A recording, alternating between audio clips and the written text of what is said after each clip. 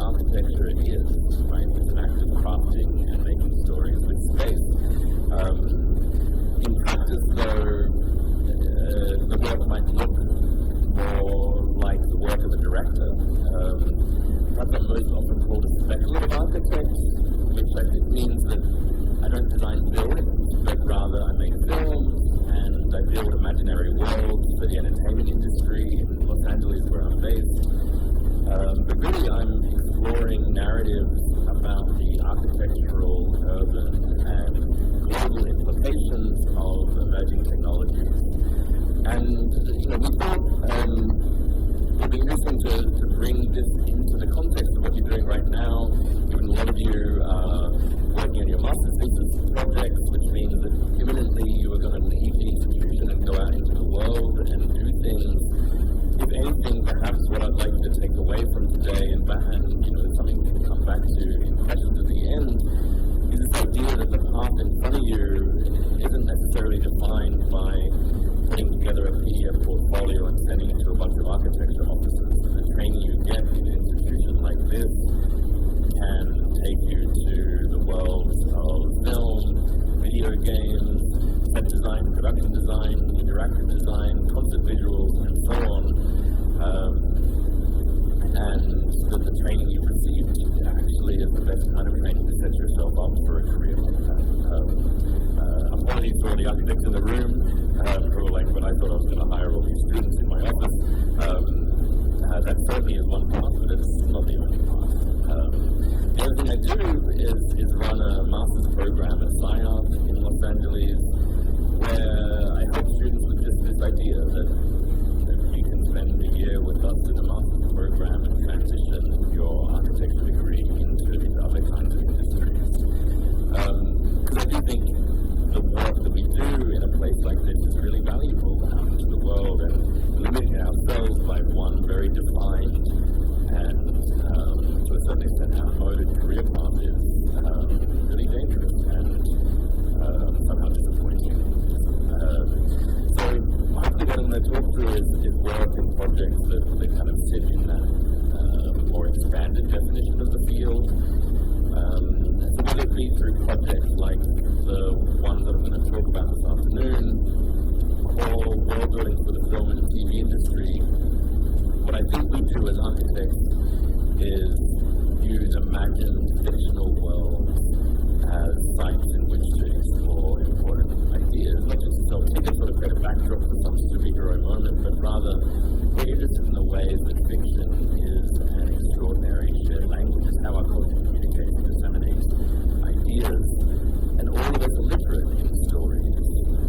And these narratives of imagined worlds and sci-fi futures can help us to visualize other possible futures that sit outside of the ones that often feel all too inescapable. So the stories that we make are both products of culture, but at the same time they can help us produce culture. So as we write stories, we can also begin to start to write the world.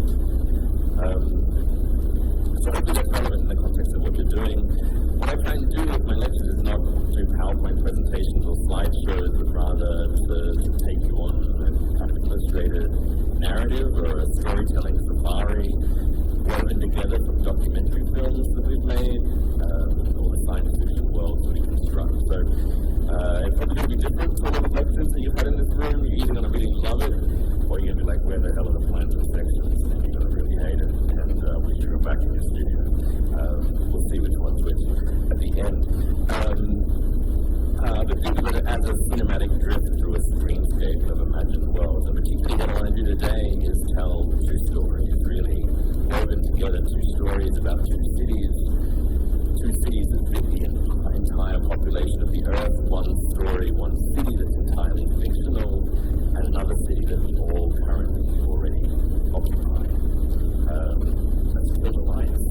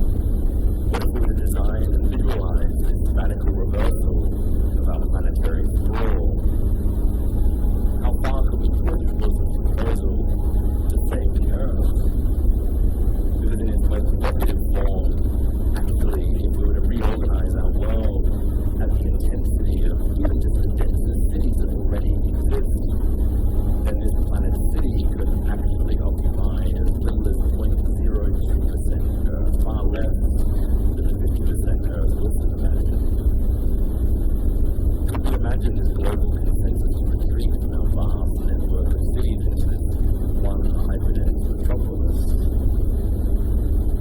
Let's listen to the story of the city told by a young climate activist, one of the city's first citizens.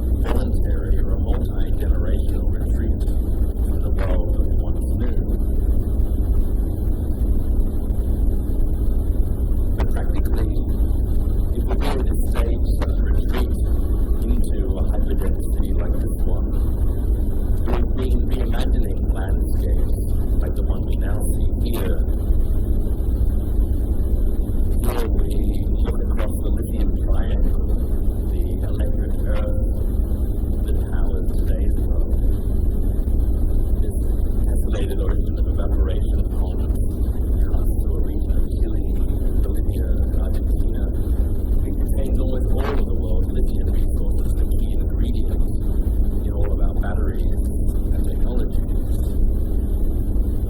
So our collective dream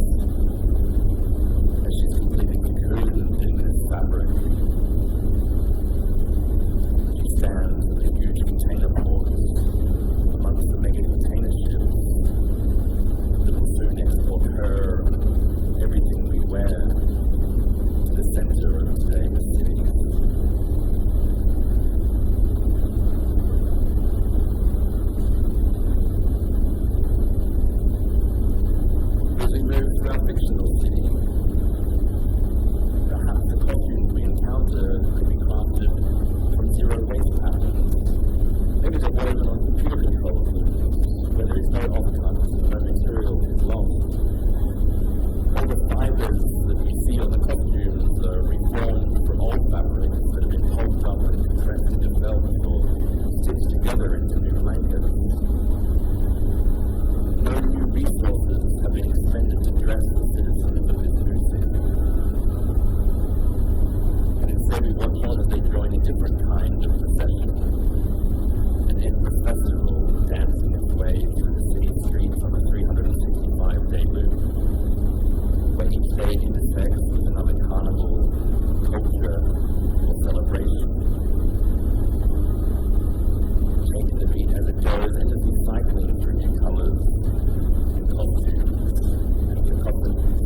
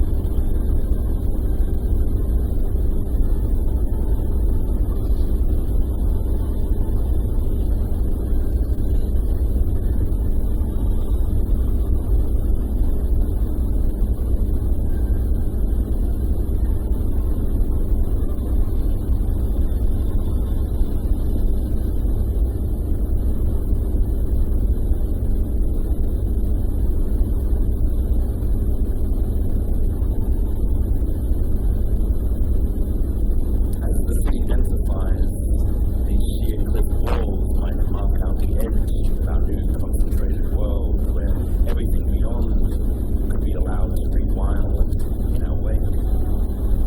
And the invisible lines that once divided up the world could fade beneath a sea of trees and return.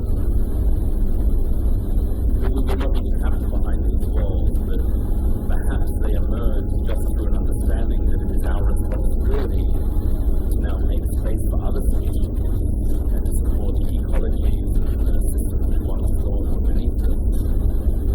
And some might stay behind, stubborn holdouts refusing to leave, but others would remain as stewards of their land, returning to the ground that we once stole. And others will be needed to repair the world that we broke, dedicating themselves out to the great oceans and the forests to dismantle and repurpose the machines that we once used to kill the world.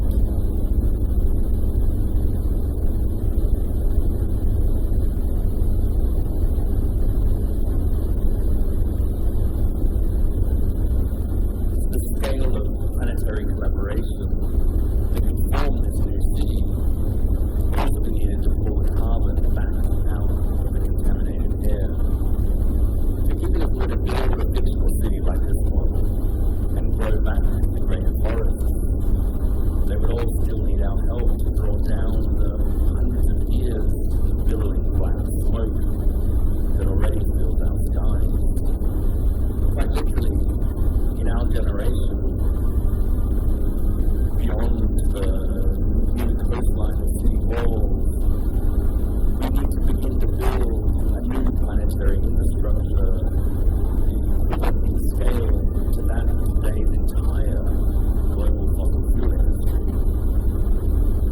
This will amount to the largest construction project in our history, our great endeavor, the constellation of CO2 sequestration fans and drilling rigs that suck air through their filters, stripping off the carbon and driving it deep into the rock beneath the ocean.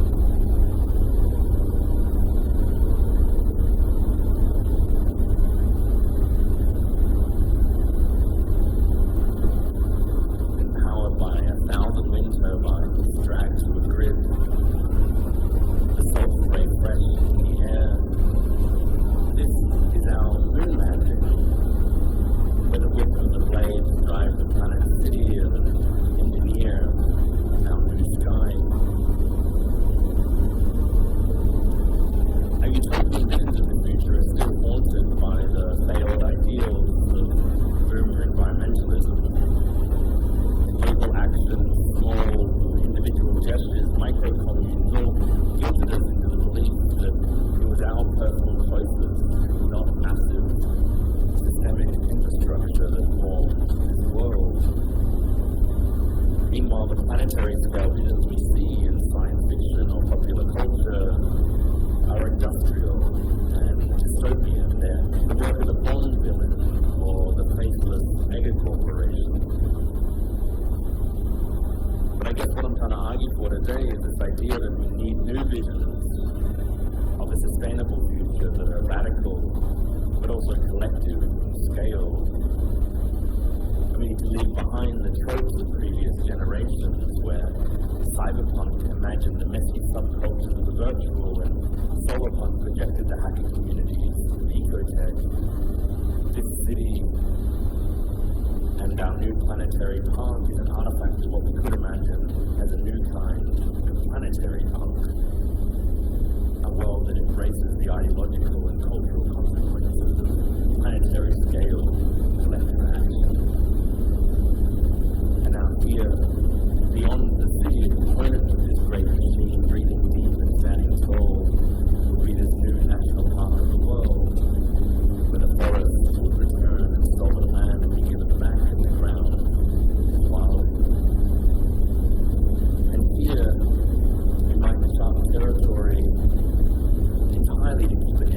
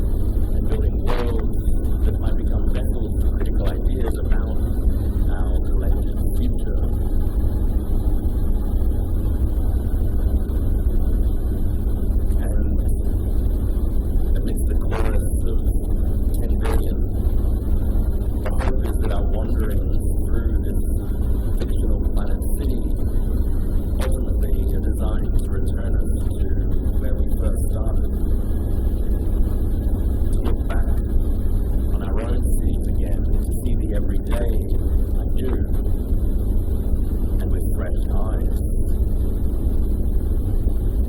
Because ultimately, somewhere after this the end of the world, all of us need to find our futures again.